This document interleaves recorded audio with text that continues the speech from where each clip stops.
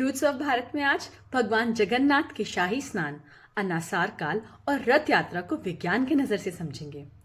हर वर्ष स्नान पूर्णिमा के दिन भगवान जगन्नाथ, बलभद्र और माता सुभद्रा को 108 कलशों के पवित्र जल से महाअभिषेक किया जाता है। इसके तुरंत बाद वे 15 दिनों के लिए भक्तों के दर्शन से ओझल हो जाते हैं। इस अवधि को अनासार कहा जाता है। परंपरा कहती है कि इतने विशाल स्नान के बाद भगवान को ज्वर हो जाता है और वे विश्राम करते हैं। पहली नजर में केवल धार्मिक कथा लग सकती है, लेकिन यदि भारतीय परंपराओं को गहराई से समझें तो इसके पीछे आध्यात्म के साथ साथ प्रकृति, आयुर्वेद और जीवन विज्ञान की अद्भुत समझ भी दिखाई देती है। ज्येष्ठ मास वर्ष का सबसे गर्म समय होता है और इसके तुरंत बाद वर्षा ऋतु का आगमन होता है। ज्येष्ठ मास की गर्मी में अचानक इतने ठंडे जल से स्नान करने के कारण बीमारी हो सकती है। भगवान जगन्नाथ की प्रतिमाएं पवित्र नीम की लकड़ी से निर्मित होती हैं। 108 कलशों के जल से स्नान के बाद उन्हें कुछ समय तक विश्राम देना लकड़ी की प्राकृतिक सुरक्षा, नमी को संतुलित करने तथा प्रतिमाओं के आवश्यक संरक्षण और पुनः श्रृंगार के लिए भी उपयुक्त माना जाता है।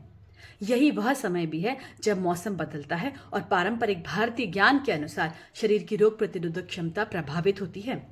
इसलिए भगवान को भी एक आदर्श मानव की तरह विश्राम, हल्का आहार और औषधीय सेवा प्रदान की जाती है। मंदिर के राजवैद्य आयुर्वेदिक परंपरा के अनुसार दशमूल जैसी औषधियां और फुलरू तेल से सेवा करते हैं। इस दौरान 56 भोग के स्थान पर भगवान को फल और हल्का सात्विक आहार अर्पित किया जाता है।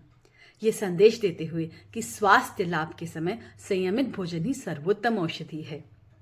ये कहना सही नहीं होगा कि यह परंपरा केवल क्वारंटाइन होने के लिए बनाई गई थी, लेकिन इतना जरूर कहा जा सकता है कि हमारे पूर्वजों को ऋतु परिवर्तन, स्वास्थ्य और स्वच्छता की गहरी समझ थी। इसलिए उन्होंने ऐसी परंपराएं बनाई जो आस्था के साथ साथ लोगों को प्रकृति के अनुसार जीवन जीने और स्वस्थ रहने की भी प्रेरणा देती है।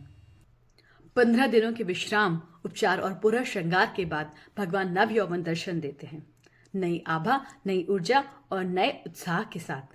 और आरंभ होती है विश्व विख्यात रथ यात्रा, जो केवल एक उत्सव नहीं बल्कि भारतीय संस्कृति के उस दर्शन का प्रतीक है जहां ईश्वर भी प्रकृति के नियमों का सम्मान करते हैं और मानव जीवन को आचरण के माध्यम से शिक्षा देते हैं। देश और सनातन धर्म से जुड़ी और जानकारी के लिए रूट्स ऑफ भारत को लाइक करें, चैनल को सब्सक्राइब करें और शेयर करके दूसरों तक भी ये जानकारी पहुंचाएं।